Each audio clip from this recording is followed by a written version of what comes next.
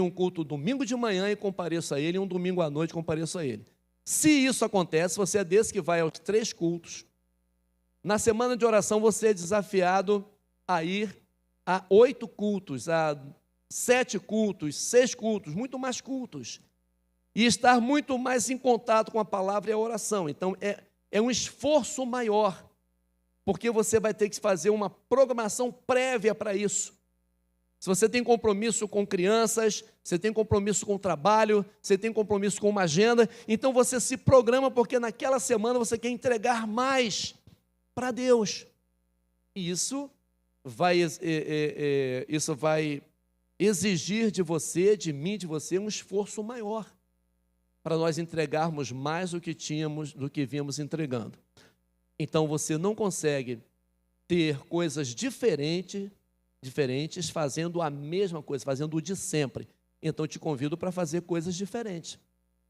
Eu te convido para ser um leitor assíduo da Bíblia Sagrada, se desafiando a ler a sua Bíblia toda, de Gênesis a Apocalipse. E quando você terminar, e você ler o último versículo do capítulo 22 de Apocalipse, eu te desafio a voltar para Gênesis e começar de novo, e ler de novo. E quando você chegar lá, eu desafio a voltar de novo e começar de novo e ler a sua Bíblia sistematicamente o tempo todo, aprendendo tudo que está ali. Falei de uma experiência do reverendo Hernandes Dias Lopes, que diz que quando ele vai fazer um estudo em algum livro, a pessoa fala assim: pastor, como é que você consegue assim, né, escrever e fazer essas coisas todas com relação à Bíblia? Ele fala assim: eu moro em um livro por alguns meses. Eu habito em um livro por alguns meses, até dissecar, extrair tudo dele, histórico, profético, e aí eu consigo manter, né, essa assiduidade com os livros. Eu te desafio a vivenciar essa realidade para a gente ser essa igreja do avivamento. Porque não dá para ser avivado se não tiver esses ingredientes. A palavra de Deus sistematicamente estudada, lida, aprendida, a comunhão com os santos, a comunhão nos cultos, a presença com os irmãos, para sentir esse calor, esse abrasamento da presença, esse calor humano. O culto online é uma bênção, mas para quem está doente. O culto online é uma maravilha para quem está impedido, não pode andar, está acamado, está impossibilitado de alguma maneira numa escala de trabalho. Então o culto online é uma bênção para essas pessoas, mas para quem pode vir, não. Para quem pode vir, é melhor estar aqui, melhor estar nessa comunhão, nessa condição maravilhosa para crescimento e aprendizado.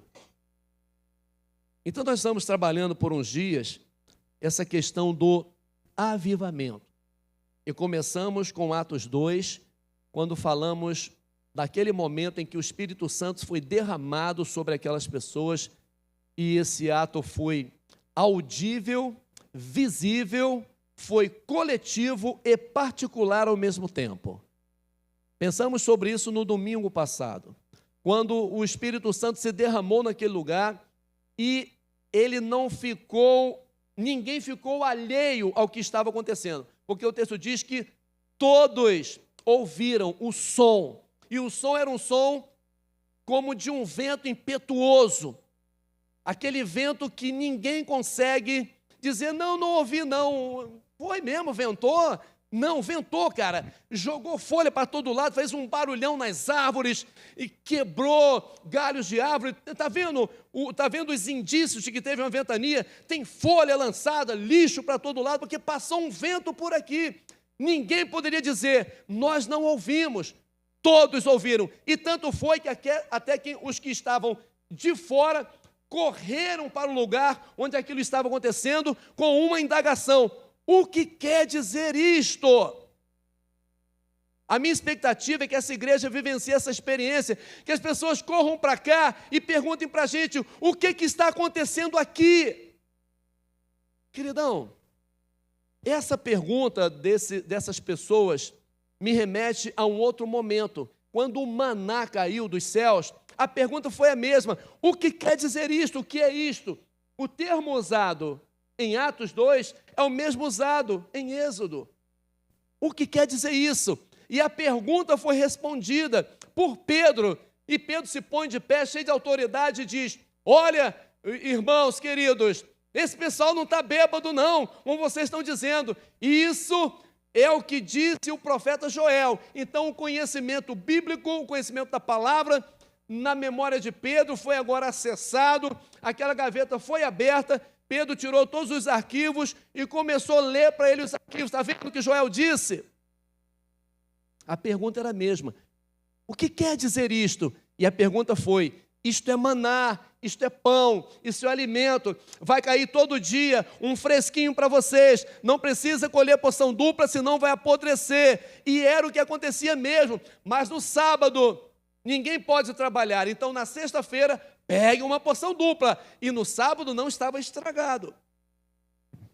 A pergunta foi a mesma. O que quer dizer isto? Aí Pedro explica o que quer dizer.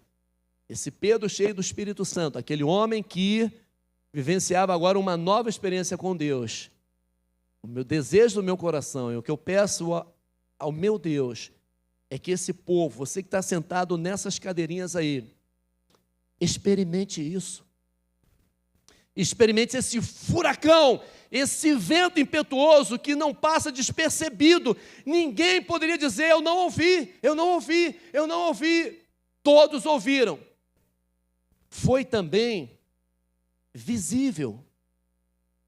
Como assim foi visível? Todos viram línguas de fogo repartidas, sendo depositadas sobre cada uma daquelas pessoas, cerca de 120 pessoas naquele cenáculo, um pouquinho de fogo sobre cada um, e foi um incêndio sensacional que movimentou o mundo espiritual, mudou a perspectiva, a forma de olhar, de vivenciar o Evangelho, que até então era eles experimentando um pouquinho do que Jesus Cristo mostrou, do que eles tiveram oportunidade de vivenciar, quando Jesus os envia, não é, de 2 em 2, depois envia uma comissão com 70, e eles disseram assim: Senhor, o Senhor não sabe da maior, pelo teu nome, até os demônios se submeteram a nós, e tiveram essa experiência, mas aquilo acabou. Agora não, agora esse derramado do Espírito Santo era perene, de eterno, sobre e dentro de cada um. Foi visível, ninguém poderia dizer: eu não vi, como se deu isso? Eu não vi. Todos viram que um pouquinho de fogo foi derramado sobre cada um, que sobre suas cabeças nessa manhã esteja esse pouquinho de fogo, que você consiga sair daqui com uma brasa na sua cabeça, e isso se incendeie, pegue fogo, e a sua casa seja esse lugar onde você vai exercitar o seu primeiro poder do Espírito Santo, de falar do amor de Cristo. Foi visível, foi coletivo, porque foi sobre todos, mas foi individualizado, porque aquele pouquinho de fogo na cabeça de cada um trabalhou o interior de cada um. E a gente vai prosseguindo, falando dessa ação gloriosa do Espírito Santo na vida da igreja, que transformou a vida da igreja.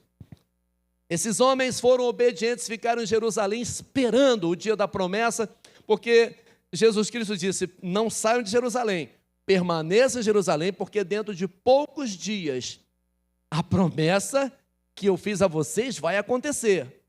E eles ficaram ali. No dia de Pentecostes, que era 50 dias contado depois da Páscoa, acontecia a festa de Pentecostes. E nesse dia aconteceu esse derramar do Espírito Santo sobre a vida daquela igreja.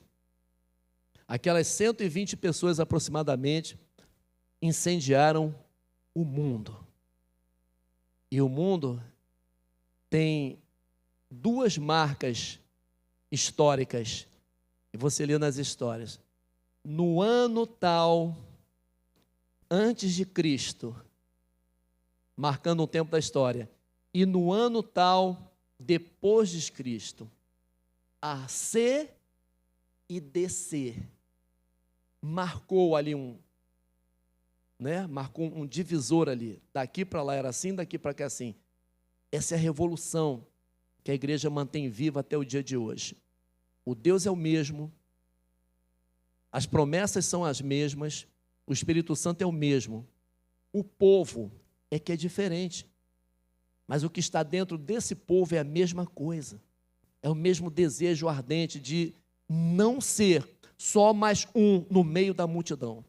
Fazendo a mesma coisa todos os dias, o tempo todo. Faça coisas novas. Se desafie a orar se você não ora. Se desafie a orar mais